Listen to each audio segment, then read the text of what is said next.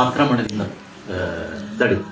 So ಈ ಕಥೆಯನ್ನ ಅವಾಗ ನಾವೊಂದು ವಿಜಯಧ್ವಜದಲ್ಲಿ ಯೋಚನೆ ಮಾಡಿದ್ದು, ಆ ಆಕ್ರಮಣವನ್ನು ಹೇಗೆ ತಡೆಗಟ್ಟೋ ಅದೇ ಸಂದರ್ಭದಲ್ಲಿ ಇವತ್ತಿನ ಕಾಲದಲ್ಲಿ ಕಾರ್ಗಿಲ್ ಯುದ್ಧದಲ್ಲಿ ಅಂಥದ್ದೇ ಆಕ್ರಮಣ ನಡೆಸಿದೆ. ಸೊ ನವೀನ್ ನಾಗಪ್ಪ ಅನ್ನೋ ಒಬ್ಬ ಯೋಧ ಆ ಕಾರ್ಗಿಲ್ ಯುದ್ಧದಲ್ಲಿ ಭಾಗವಹಿಸಿದ್ರು. ಸಾಕಷ್ಟು ಅವ್ರಿಗೆ ಪೆಟ್ಟುಗಳಾಗಿ ಗುಂಡೇಟುಗಳೆಲ್ಲ ಬಿದ್ದು, ಈಗ ಅವರು ಬೇರೆ ಇದನ್ನ ಕೆಲಸ ಕೊಟ್ಟಿದ್ದಾರೆ, ಆರ್ಮಿಯವರು ಅಲ್ಲಿದ್ದಾರೆ ಅವರು. ಆದರೆ ಪ್ರತ್ಯಕ್ಷದರ್ಶಿ ಅಲ್ಲೊಬ್ಬ ಮಹಾಯೋಧ ತೀರ್ಕೊಂಡ್ಬಿಡ್ತಾರೆ, ಅವ್ರ ಜೊತೆ ಇದ್ದವರು. ಅದನ್ನ ಪ್ರತ್ಯಕ್ಷವಾಗಿ ಇವ್ರು ನೋಡ್ತಾರೆ. ಇವರ ಸೀನಿಯರು ನೀನು ಬರಬೇಡ ನಾನು ಹೋಗ್ತೀನಿ ಅಂತ ನುಗ್ಗುತ್ತಾರೆ. ಇಲ್ಲಿಂದ ಅಲ್ಲಿಗೆ ನುಗ್ಗುವ ಅಷ್ಟರಲ್ಲಿ ಅವ್ರ ಮೇಲೆ ಗುಂಡೇಟ್ ಬಿದ್ದು ಅವರು ತೀರ್ಕೋತಾರೆ. ಅವ್ರ ಬಗ್ಗೆನೇ ಒಂದು ಸಿನಿಮಾ ಹೋಗ್ತೀವಿ. ಸೊ ನಾನೇನ್ ಮಾಡಿದೆ ಅಂದ್ರೆ, ವಿಜಯನಗರದ ಅವತ್ತಿನ ಆಕ್ರಮಣವನ್ನ ತಡೆದಂತ ಒಂದು, ಹಾಗೆ ನಮ್ಮ ಕಾರ್ಗಿಲ್ ಆಕ್ರಮಣ ತಡೆದಂತ ಇವತ್ತಿನ ಕಥೆ, ಈ ಎರಡನ್ನೂ ಸಮೀಕರಿಸಿ ವಿಜಯಧ್ವಜ ಅನ್ನುವಂಥ ಕಥೆಯನ್ನು ಮಕ್ಕಳಿಗೋಸ್ಕರ ಮಾಡಿದ್ದೆ. ಅಂದ್ರೆ ಎರಡೂ ಗೊತ್ತಾಗಲಿ ಅದು. ಸೊ ಅವಾಗ ನಾನು ವಿಜಯನಗರದ ಬಗ್ಗೆ ಓದ್ತಾ ಅದರ ಜೊತೆಗೆ, ವಿಜಯನಗರ ಅಂದ್ರೆ ಬರೀ ಡೊಮಿಂಗೋ ಪೈಯಸ್ ಬರೆದಂಗೆ ಅಲ್ಲಿ ಅದ್ಭುತವಾದ ಸಂಪತ್ತಿತ್ತು, ಮತ್ತೆ ಇಡೀ ರೋಮ್ ಸಾಮ್ರಾಜ್ಯಕ್ಕೆ ಈಕ್ವಲ್ ಆದಂಥ ಒಂದು ಸಾಮ್ರಾಜ್ಯ ಇದಾಗಿತ್ತು, ಇತ್ಯಾದಿ ಬೇರೆ ಬೇರೆ ವಿವರಗಳು ಇತ್ತು ಹೊರತು ಅದೆಲ್ಲ ಭೌತಿಕ ಸಂಪತ್ತು. ಆ ಭೌತಿಕ ಸಂಪತ್ತು ಇವತ್ತು ಯಾವುದೂ ಉಳಿದಿಲ್ಲ. ಅಲ್ಲಿನ ವೈಭವ ಇವತ್ತೇನಿಲ್ಲ. ಇವತ್ತು ಹಾಳು ಹಂಪೆ ಅಂತ ನೋಡ್ತಾ ಇದ್ದೀವಿ ನಾವು. ಆದರೆ ಉಳಿದಿರೋದು ಸಂಸ್ಕೃತಿ ಇರ್ತದೆ. ಅವತ್ತು ಅಲ್ಲಿ ಹುಟ್ಟಿದಂಥ ಸಂಸ್ಕೃತಿ ಇವತ್ತಿಗೂ ಉಳಿದಿದೆ. ಸೊ ಹಾಗಾಗಿ ಈ ಸಂಸ್ಕೃತಿಯನ್ನ ವಿದ್ಯಾರಣ್ಯರು ಸಂಗೀತದ ಬಗ್ಗೆ ಅವಾಗ ಅವರು ಒಂದು ಒಳ್ಳೆ ಗ್ರಂಥ ಬರೆದ್ರು. ಅದು ನಮ್ಮ ದುರಾದೃಷ್ಟ ಪೂರ್ತಿ ಲಭ್ಯ ಆಗಿಲ್ಲ, ಆದರೆ ಅದರ ಇದು ಸಿಗುತ್ತೆ. ಹಾಗೆ ಅವ್ರು ಬಂತ ಶಾಸ್ತ್ರ ಗ್ರಂಥಗಳು. ಆ ನಂತರ ಕೃಷ್ಣದೇವರಾಯನ ಕಾಲ, ಅದು ಒಂಥರ ಅತ್ಯಂತ ಉತ್ತುಂಗದ ಸ್ಥಿತಿ ಕೃಷ್ಣದೇವರಾಯನ ಕಾಲ ಅನ್ನೋದು.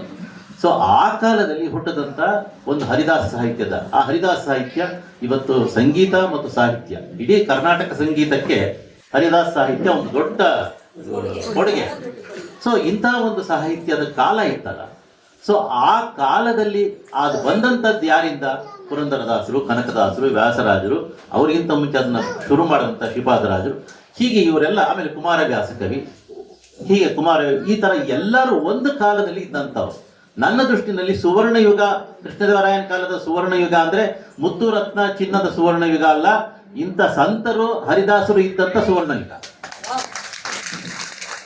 ಈ ಸುವರ್ಣ ಯುಗವನ್ನ, ಒಂದೇ ಕಾಲದಲ್ಲಿ ಇಂಥ ಸುವರ್ಣ ಯುಗ ಇತ್ತು ಅನ್ನೋದನ್ನ ದಾಖಲಿಸ್ಬೇಕು ಅಂತ ನಾನು ಈ ಕಥೆಯಲ್ಲಿ ಯೋಚನೆ ಮಾಡಿ ಅದಕ್ಕೊಂದು ಕಥಾ ಚೌಕಟ್ಟು ಹಾಕೊಂಡು, ಆ ಎಲ್ಲರೂ ನಡುವೆ ಇದ್ದಂಥ ಪರಸ್ಪರ ಇದ್ದಂಥ ಗೌರವ, ಭಕ್ತಿ, ಇವನ್ನೆಲ್ಲ. ಸೊ ನಾನು ಪದ್ಮಕಲಾ ಮೇಡಮು ಏನ್ ಮಾಡಿದ್ವಿ, ನಾವು ಈ ಹರಿದಾಸ ಸಾಹಿತ್ಯದ ಬಗ್ಗೆ ಒಂದಷ್ಟು ಚಿತ್ರಗಳು ಅಥವಾ ಟಿವಿ ಸೀರಿಯಲ್ ಎಲ್ಲ ಮಾಡೋಣ ಅನ್ನೋ ಯೋಜನೆ ಇತ್ತು. ಯಾಕಂದ್ರೆ ನಾನು ಹೆಳವನಕಟ್ಟೆ ಗಿರಿಯಮ್ಮ ಅಂತ ಒಂದು ಧಾರಾವಾಹಿ ಈ ಟಿವಿನಲ್ಲಿ ಬರ್ತಾ ಇತ್ತು, ಅದನ್ನು ಬರಿತಾ ಇತ್ತು. ಅದು ಬಹಳ ಯಶಸ್ವಿಯಾದ ಧಾರಾವಾಹಿ ಆಯಿತು. ಆ ಧಾರಾವಾಹಿ ಆದಮೇಲೆ ಸುಮಾರು 40 ಮಹಿಳಾ ಆತರ ಸಂತರ ಲಿಸ್ಟನ್ನ ಕೊಟ್ಟಿದ್ದೆ ನಾನು ಈ ಟಿವಿಗೆ. ಆದರೆ ಅಲ್ಲಿಂದ ಆಚೆ ಅದು ಬರಲಿಲ್ಲ ಅಲ್ಲಿಂದ. ಆದರೆ ನನ್ನ ಹತ್ರ ಅದಿತ್ತು. ಆ ಥರದ್ದು ಏನಾದ್ರು ಮಾಡೋಣ ಅಂದ್ಕೊಂಡು ನಾನು ಮೇಡಮ್ ಒಂದು ಚಾನಲ್ ಹೋಗಿ ಕೇಳಿದ್ವಿ. ಅಲ್ಲಿ ಅವ್ರು ಹೇಳೋದಂಥ ರೀತಿ ನೀತಿಗಳು ಅಥವಾ ಅವರ ಡಿಮ್ಯಾಂಡ್ಗಳು ನಮ್ಮ ಕೈನಲ್ಲಿ ಆಗಲ್ಲ ಅಂದ್ಬಿಟ್ಟು ಸುಮ್ಮನಾಗ್ಬಿಟ್ವಿ. ಅದಾದ್ಮೇಲಿಂದ ನಮ್ಮ ಮನೆಗೆ ಬಂದ್ವಿ. ನಾವು ಬಂದ ಮೇಲೆ ಇವ್ರಿಗೆ ಬಹಳ ಬೇಜಾರಾಗಿತ್ತು, ಕಣ್ಣೀರು ಬಂತು. ಏನಾದ್ರು ಮಾಡೋಣ ಅಂದ್ರೆ ಇನ್ನೂ ಆಗ್ತಿಲ್ವಲ್ಲ. ನಾನು ಅಯ್ಯೋ ಒಂದು ನಾಟಕ ಮಾಡೋಣ ಅಂತಂದ್ರು. ಈ ದಾಸರದ ಎಲ್ಲ ಕತೆ ಇಟ್ಕೊಂಡು ಒಂದು ನಾಟಕ ಮಾಡೋಣ ಅಂತ.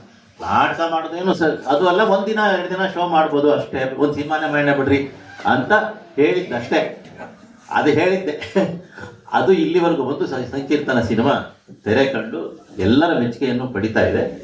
ಸೊ ಆ ಸಂಕೀರ್ತನ ಕಥೆಯನ್ನು ನಾನು ಇವಾಗ ಹೇಳ್ದಂಗೆ ಒಂದು ಕಾಲಘಟ್ಟದ ಸುವರ್ಣ ಯುಗದ ಸಂತರ ಮತ್ತು ಯತಿಗಳ ಎಲ್ಲರ ಸಂಗಮ, ಒಂದು ಸಾಹಿತ್ಯದ ಒಂದು ದೊಡ್ಡ ಇದನ್ನೇ ಶುರುವಾಗಿ ಅದು ಇವತ್ತೂ ಕೂಡ ಉಳಿದಿದೆ, ಮುಂದೇನೂ ಉಳಿಯುವಂಥ ಸ್ಥಿತಿ ಇದೆ.